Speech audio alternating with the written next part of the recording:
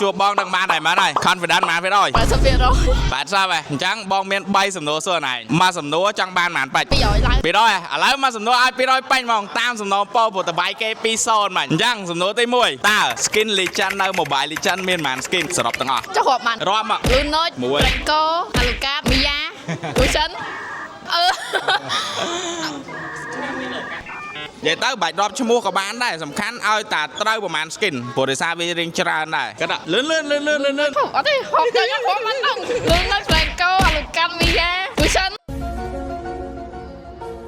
តាមមកកវិនអូអ្នកអត់ចាន់ហើយចង់ដឹងមានប៉ុន្មានអត់4ដល់10 skin 200បាច់លើកទី1បានទេចូលដល់សំណួរទី2សំណួរនេះ200បាច់ដែរឥឡូវគិតតែឆ្លើយបានអត់សំណួរហ្នឹងបានហើយដល់ឥឡូវសំណួរនេះដាក់រៀងស្រួល Big Skin Starver នៅក្នុង Mobile Legend មានចំនួនប្រមាណអានេះអស់ស្រួលហើយមែនអត់ចាន់ហើយត្រូវមកបាន200បាច់ហើយសប្បាយចិត្តអត់គិតតែសំណួរទី3ឆ្លើយចាញ់អត់ចាញ់អូខេនៅក្នុង Mobile Legend Hero សរុបចំនួនប្រមាណអត់មានបោះប្រយ៉ងទេនេះបើកមើលឃើញឥឡូវបងឲ្យឃ្លូមួយ100ជាង100 130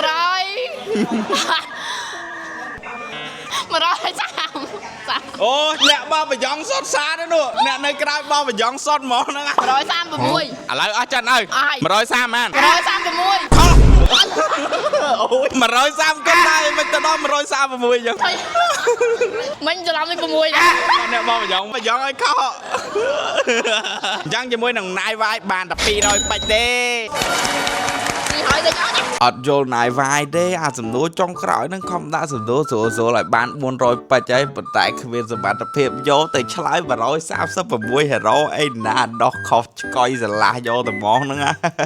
អញ្ចឹងហ្នឹងហើយអ្នកទាំងអស់គ្នាមានដំណឹងមួយចង់ប្រាប់ទៅកាន់អ្នកទាំងអស់គ្នាដូចគ្នាពី V-Shop KH សម្រាប់អ្នកដែលមកថ្មីអត់តន់ដឹងជាមួយនឹង V-Shop KH នាពេលបច្ចុប្បន្ននេះគឺមានជាមួយនឹងមុខងារ Membership គ្រាន់តែអ្នកទាំងអស់គ្នា Register ទៅគឺនឹងទទួលបានជាមួយនឹងមុខងារមួយហ្នឹងហើយនឹងទទួលបានជាមួយនឹងការ discount រហូតដល់ 10% ហើយនឹងមុខងារមួយទៀតនេះគឺជាមួយនឹងការ save ID របស់អ្នកទាំងអស់គ្នាអញ្ចឹងរាល់ពេលដែលអ្នកទាំងអស់គ្នា fill ជាមួយនឹង ID ចូលទៅហើយអ្នកទាំងអស់គ្នាចុចរក្សាទុកមួយទៅនោះ ID អ្នកទាំងអស់គ្នាគឺនឹង save ជាប់ជាមួយនឹង account ដែលអ្នកទាំងអស់គ្នាបាន register ជាមួយនឹង V-Shop KH ជាប់ជារៀងរហូតតែម្ដងហើយបើសិនជាយើងឈប់លេងដូរ account អីចង់លុបចាញ់ពេលណាក៏បានដែរគ្មានជាបញ្ហាទេហើយអញ្ចឹងប្រិយមិត្ត Alaska ថ្មីអីទៅដាក់ពេជ្រនៅ V-Shop KH ឲ្យទៅដើម្បី support Alaska ដើរចែកពេជ្រគេតទៀត